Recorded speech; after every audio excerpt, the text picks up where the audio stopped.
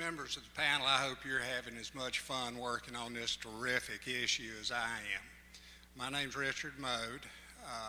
I am from Morganton, North Carolina.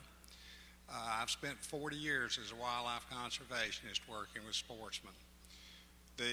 I've had the opportunity to serve in 3 major nonprofits that that advocate for wildlife conservation. I had the opportunity to serve as a volunteer leader in Trout Unlimited, from local chapter president through national president and chairman of the board. I now serve as the senior member of the North Carolina Wildlife Federation board. I serve as affiliate representative to National Wildlife Federation.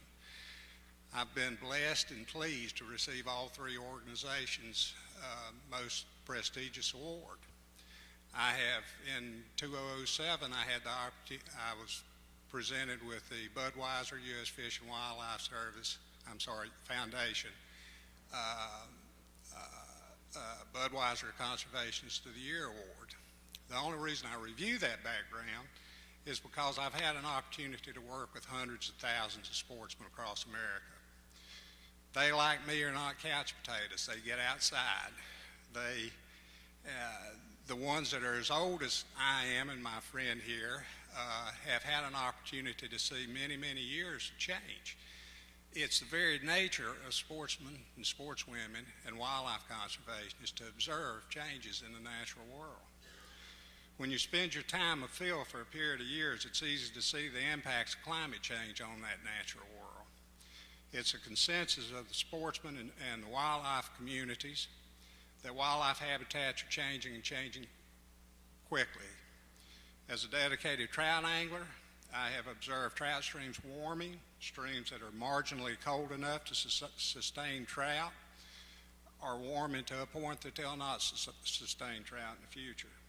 Cold water scientists predict that a very small temperature rise will reduce the range of the Appalachian brook trout, which is North Carolina's only native salmonoid, dramatically.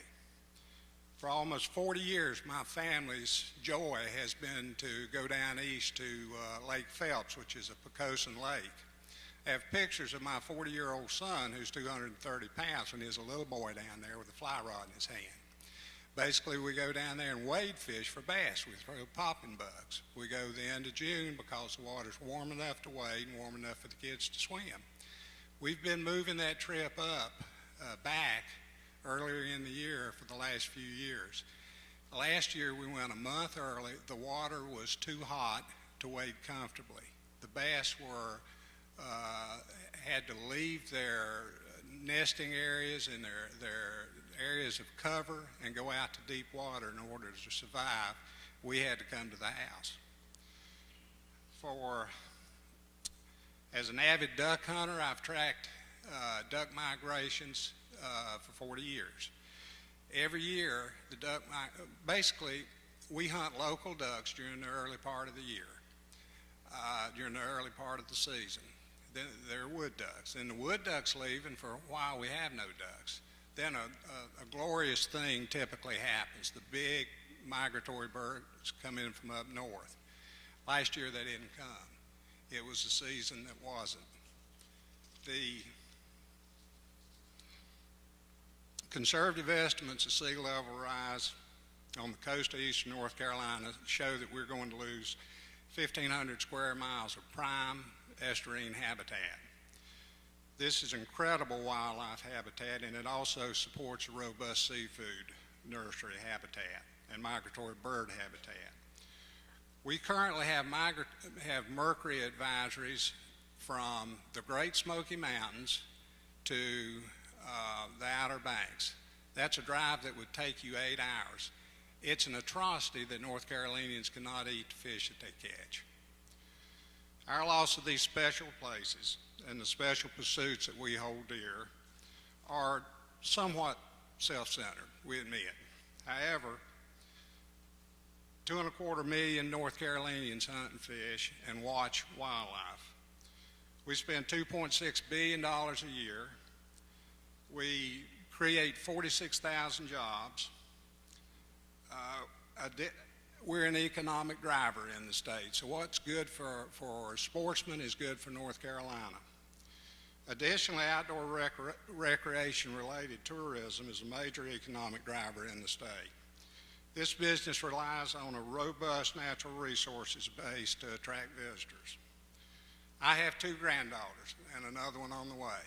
I want them to be able to experience wild North Carolina like I have. I don't want to be the butt of their children's jokes. I don't want them to draw cartoons of us with our head, of you and me and us with our heads in the sand, with captions over it saying something like, "You had a chance to act and you didn't."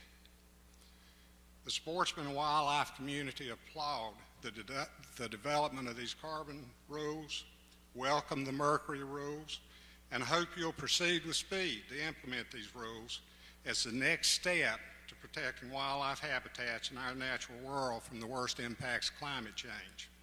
Furthermore, we encourage you, when this work is done, to address emissions from existing coal-fired plants. Thank you.